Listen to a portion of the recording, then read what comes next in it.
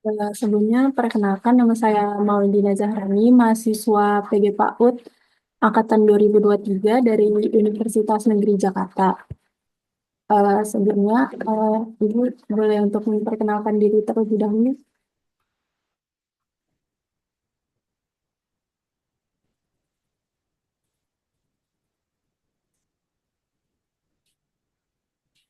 Maaf tadi suaranya terputus-putus. Uh, Ibu memperkenalkan diri terlebih dahulu. Saya Madewi Raningrum dari TK Bintang Permata. Uh, Ibu guru pengajar dari kelas apa Bu kalau boleh tahu?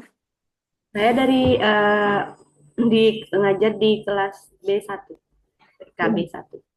baik. Ini lanjut langsung ke pertanyaan aja ya Bu. Karena ini Zoom-nya, mohon maaf, nggak premium, takutnya kepotong. Baik, bisa diceritakan sedikit nama lengkap Ibu dan boleh dijelaskan sedikit tentang pengalaman Ibu selama mengajar. Pengalaman saya selama mengajar. Kedengeran suara saya, Ibu? Terdengar, terdengar Ibu. Tunggu sebentar. Baik. Izin sebentar.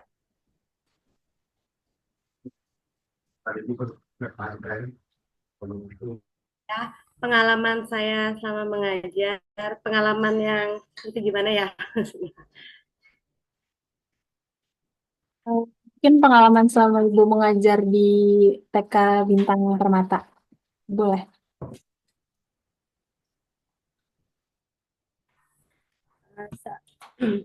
Selama saya mengajar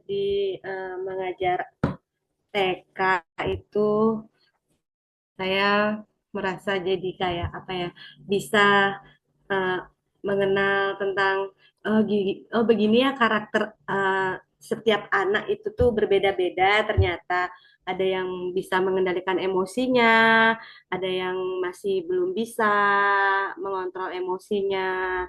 Terus ada anak yang beberapa yang sudah bisa mendengarkan perintah, maksudnya mendengarkan seperti kayak kita buat kesepakatan kelas, dia sudah bisa untuk menjalaninya seperti begitu. Ada beberapa anak yang masih perlu kita bimbing untuk uh, mengingatkan kembali, ayo kesepakatannya apa, bagaimana kita di kelas seperti gitu. Terus ada juga anak yang sudah bisa mendengarkan miss-nya ketika miss-nya berbicara di depan, dia sudah bisa mendengarkan ada masih anak yang lain-lain seperti itu, dia masih dengan dunianya dia sendiri. Oke, baik. Pertanyaan selanjutnya, sudah berapa lama Ibu mengajar di PAUD Bintang Permata ini? Saya mengajar itu dari tahun 2019 sampai sekarang. Baik, mungkin pertanyaan selanjutnya itu kelompok usia anak apa yang saat ini Ibu ajar dan apa tantangan utama saat Ibu mengajar di kelompok tersebut? Saya mengajar di kelompok anak usia 5 sampai 6 tahun. Tantangannya di mana saya merasa tertantang untuk mengajarkan anak tentang disiplin yang pertama, mengenalkan mereka tentang apa ya, tentang aturan. Kalau di setiap tempat di mana mereka mendatangi tempat itu selalu ada aturannya. Misalnya seperti seperti anak-anak baru ini kemarin kan tahun ajaran baru ini. Jadi kita tuh awalnya itu kita belum biasakan anak-anak untuk mengajak membuat kesepakatan kelas. Kesepakatan kelas yang mendengarkan saat Miss berbicara, bermain dengan teman, habis itu mengembalikan alat-alat main seperti itu. Jadi itu tantangannya kita mengajak anak-anak untuk bisa disiplin seperti itu. Oke, baik.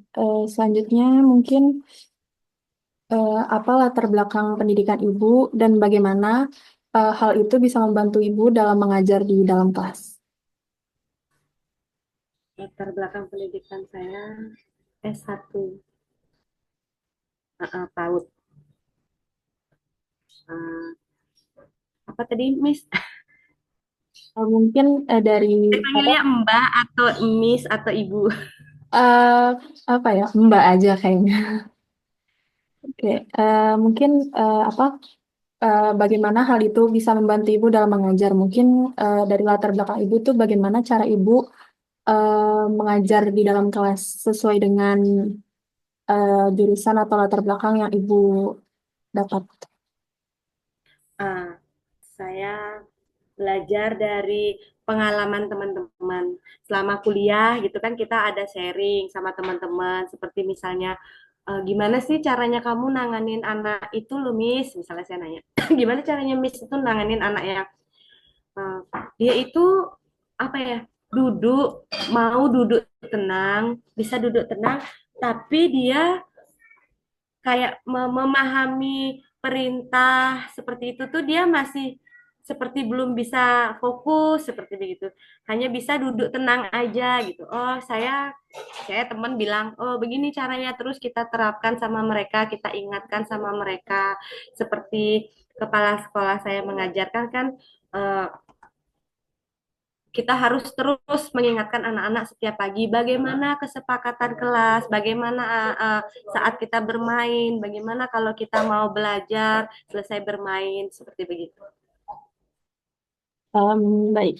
Em, Mungkin ini seterusnya mungkin pertanyaannya agak sensitif tapi nggak yang sensitif banget. Mungkin untuk umur Nggak ibu bikin, saat ini tuh berapa? tapi nggak bikin nangis kan sensitif Enggak kok. ya. Mungkin eh, usia ibu saat ini tuh berapa tahun? Tua ya.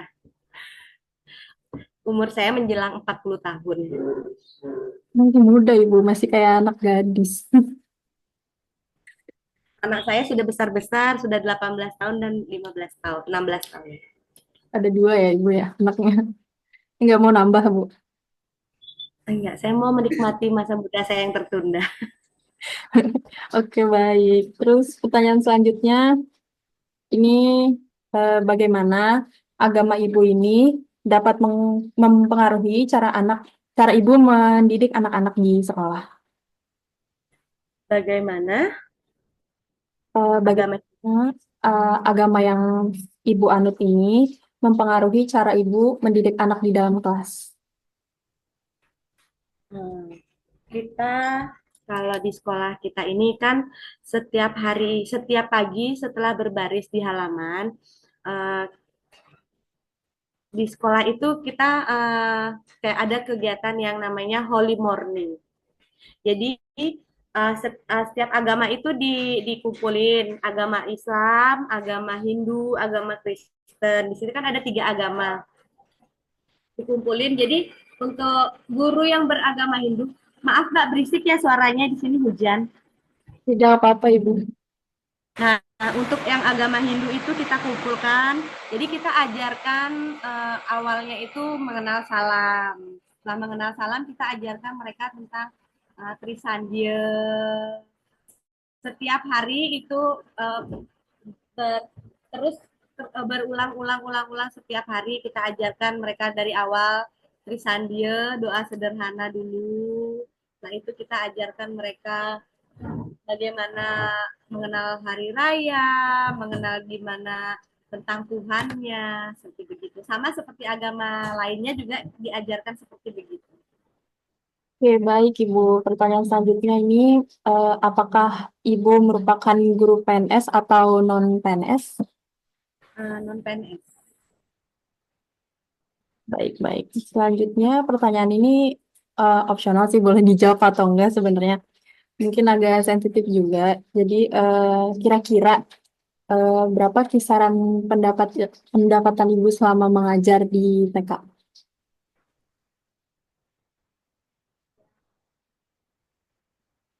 Apa ya? Ya, satu di atas sih. Oke, baik. Oke, karena itu mungkin pertanyaan internal Ibu sudah terjawab ya. Mungkin selanjutnya pertanyaan ini terkait tentang pendidikan moral anak. Eh, se- Pertanyaan pertama itu, menurut Ibu, apa arti nilai-nilai moral bagi anak usia dini? Apa? Gimana? Menurut Ibu, apa arti nilai-nilai moral bagi anak usia dini? Nilai-nilai moral itu menurut saya yaitu sebagai pedoman untuk uh, membedakan untuk anak-anak itu biar tahu antara perbuatan yang baik, benar, salah, seperti begitu.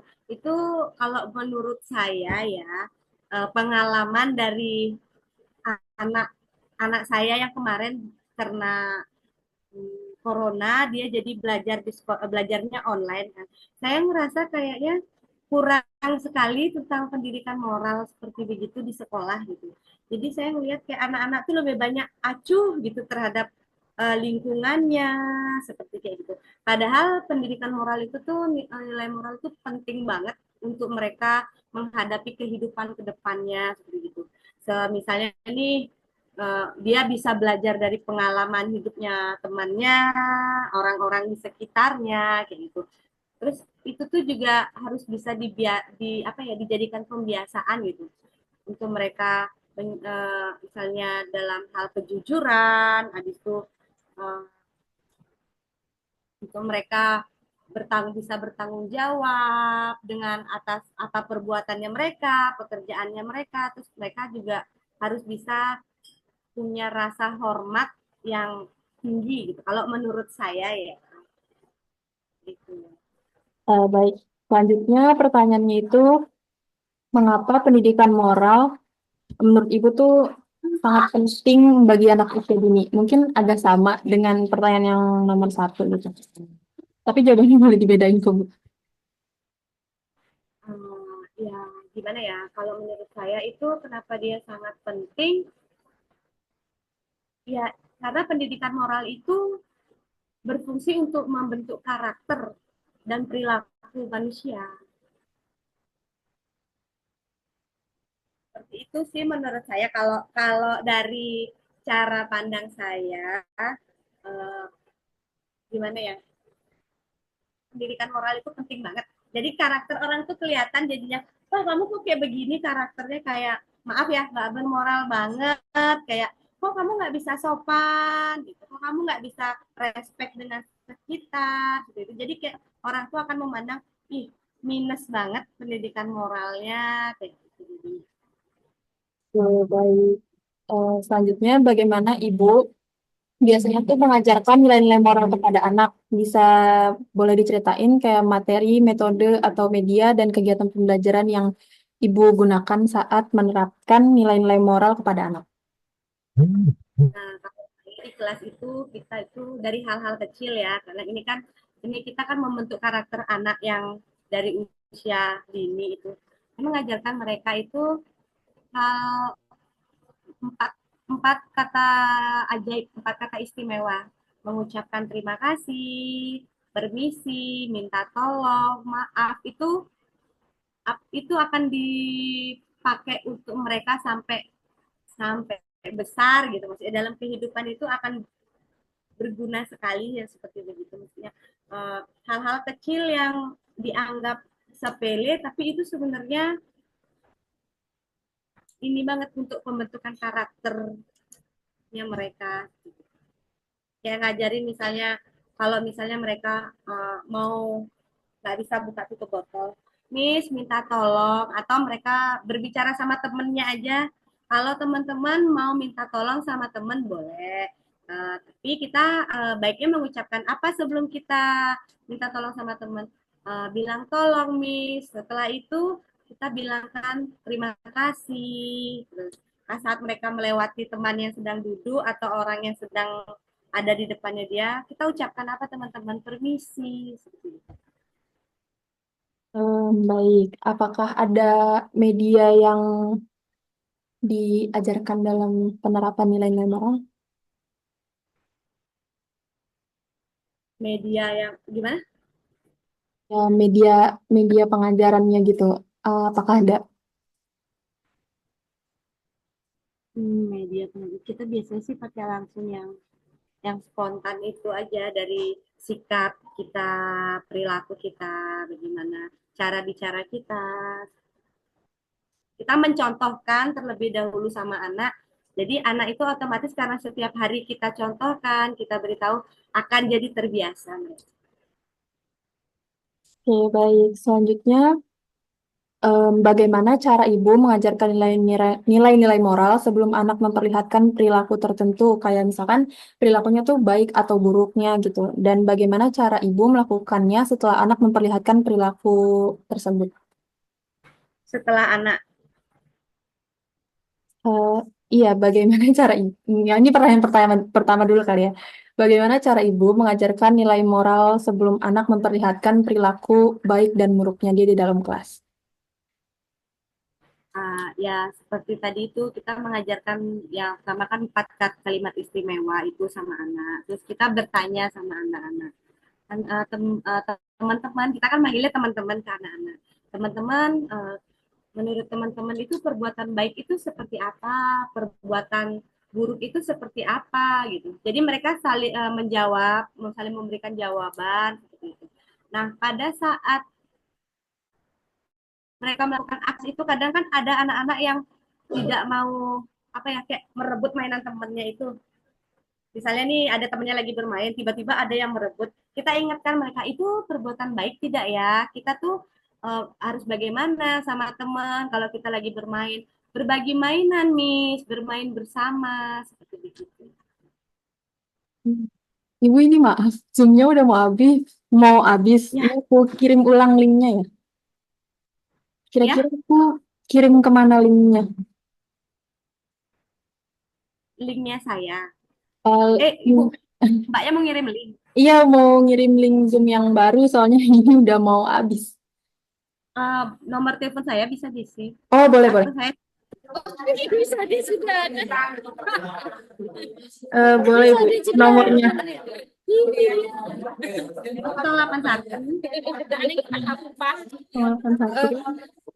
Sebentar sebentar cek. Oh, baik. Oh ya kirimnya ya linknya ya. Oh ke teman saya Mbak. Oh, boleh. Nanti aku kirim ke chat Ya. yang nomor yang aku chat kali ya. Oke, baik. Nanti Udah dikirim yang selesai. videonya. Tidak apa-apa. Baik, nanti saya kirim linknya ya. Terima kasih. Berarti saya boleh live ya. Baik, boleh, Ibu.